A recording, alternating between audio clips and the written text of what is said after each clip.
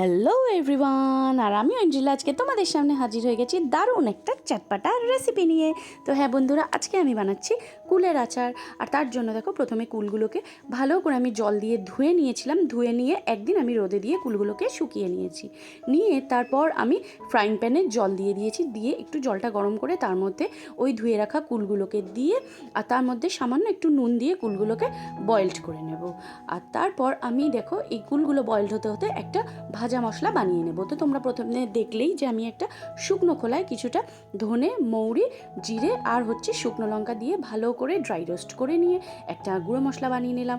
আর এই মশলাটা করার সময় একদম পাউডার করে ফেলবে না, একটু গোটা রাখবে, তাহলে মুখে পড়লে খেতে ভালো লাগবে।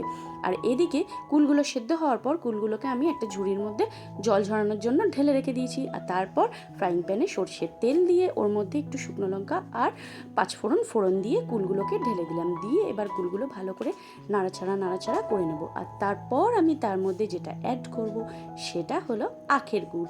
তো আমি এখানে কিছুটা পরিমাণ আখের গুড় অ্যাড করে দিলাম। তো আখের গুড়টা যখন নাকি পুরো মেল্ট হয়ে একদম মিশে যাবে কুলগুলোর সঙ্গে, তখন আমি তার মধ্যে অ্যাড করে দিয়েছি 2 চামচ ভাজা মশলা।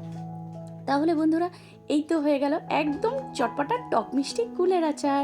তো তোমরা কিন্তু চাইলে এভাবে একদম সহজ পদ্ধতিতে বাড়িতে এই কুলের আচার বানিয়েই ফেলতে পারো। আর যদি বন্ধুরা আমার ভিডিওটা তোমাদের ভালো লেগে থাকে তাহলে অবশ্যই একটা লাইক করো, আর কমেন্ট করে জানিও যে রেসিপিটা তোমাদের কীরকম লাগলো। আর যদি রেসিপিটা তোমাদের ভালো লেগে থাকে তাহলে প্রচুর প্রচুর প্রচুর শেয়ার করো, আর আমার চ্যানেলটাকে সাবস্ক্রাইব করে দিও। আর ততক্ষণের জন্য বাই বাই।